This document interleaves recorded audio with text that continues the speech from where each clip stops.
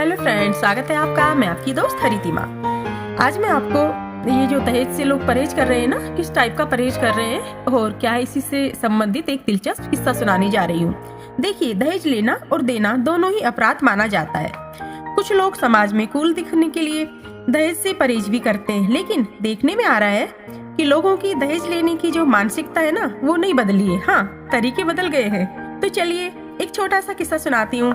एक बार एक लड़के के माता पिता शर्मा जी और उनकी जो बीवी होती है शीतल, लड़की को देखने के लिए जाते हैं। तो लड़की उन्हें पसंद आ जाती है और वो कहते हैं कि अच्छा सा शुभ लग्न देखकर विवाह की तिथि भी पक्की कर लेते हैं।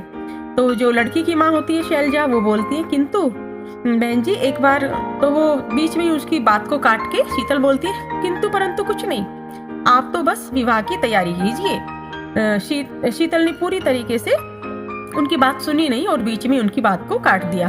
देखिए बहन जी, आपकी बात ठीक है, फिर भी बात खुलकर हो जाती तो देखिए बाद में ना कोई मनमुटाव नहीं होगा, फिर बाद में कुछ दिक्कतें आए। शैलजा ने बड़े ही प्रेम से कहा, लेकिन शीतल ने फिर गंभीरता से बोल, कैसा मनमुटाव, ऐसा कुछ नहीं होगा। यही है कि हमने कहा ना आपको, हमें सिर्फ बेटी चाहिए, देखिए, और हमें कुछ नहीं चाहिए, और हमें आपको से कुछ भी दहेज वगैरह तो चाहिए ही नहीं। भले ही बिटिया के पापा हैं जो बैंक मैनेजर है, लेकिन देखिए हम दहेज लेने की बिल्कुल ही खिलाफ हैं। तो शैलजा ने बताया, अरे चलो, वो तो खुश हो गई ऐसा सुन के भी, इतने अच्छे लोग हमें मिले। तो बोले, अरे दहेज वहेज से ना कुछ नहीं होता, हमें तो इन चीजों से भाई बहुत ही परहेज है। ये बातें हो जाती है। अब वो पति पत्नी घर आ जाते हैं, तो जो शर्मा जी होते हैं उनको बड़ा आश्चर्य होता है कि तुम ये क्या करके आई हो। आज तक उनको आश्चर्य हुआ कि हे भाग्यवान, आज तक हमारे बेटे के लिए कितने सारे रिश्ते आए, पर हमने अक्सर दहेज के चक्करों में ही भाई उनको छोड़ दिया। किसी के तुमने कहा कि ये तो 3 बेटियां हैं, इसका तो 4 बेटियां हैं, ये क्या देगा, और अब दहेज के चक्कर में ही हमने सारे तो रिश्ते वे ठुकरा दिए थे। अरे और अब तुम कैसे राजी हो गई हो। अरे तुम ठहरे क्लर्क के क्लर्क ही है ना। पहले जितने भी रिश्ते आए थे ना, उनमें किसी के 2 लड़कियां थी, किसी के 3 लड़कियां थी। इस घर में सिर्फ ये इकलौती संतान है और बैंक मैनेजर की बेटी है। तो आप जानते हैं ना, बैंक मैनेजर ने कितने सारे पैसे कमाए होंगे, और उसका बैंक में जितना भी बैलेंस है ना, वो सब होगा किसका, इस इकलौती संतान का, इस जो लड़की है ना उसका होगा। और ये करोड़ों करोड़ों की जो जायदाद है, इसका घर मकान, ये भी किसका है, इस लड़की का।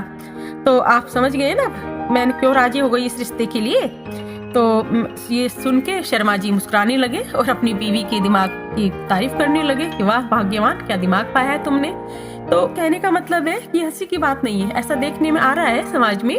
आप भी देख पाते होंगे आपके आस पड़ोस में कि लोग मना तो कर देते हैं, लेकिन ऐसा घर देखते हैं कि वही बिना कुछ ही, अक्सर भाई नहीं हो लड़की के, सिर्फ बहनें ही हो, तो सारा धन अपना आ जाए, और वो दहेज में मना कर देंगे कि हमें तो सिर्फ 1 रुपया चाहिए सगुन का और कुछ नहीं चाहिए। लेकिन कहीं ना कहीं उनकी मानसिकता में वो सारी प्रॉपर्टी पे नजर होती है। तो आप लोग रिलेट कर पाएंगे इस चीज से, और किसी को ये बात बुरी भी लगी हो तो क्षमा कीजिएगा, और जो मैंने देखा वो मैंने आपको बता दिया, और ये सच्ची घटनाएं हैं, हो रही हैं, जो हम देख रहे हैं। तो चलो, आपको आई होप कि ये वाकया कैसा लगा आप बताइएगा, और सुनने के लिए बहुत बहुत धन्यवाद। Thank you.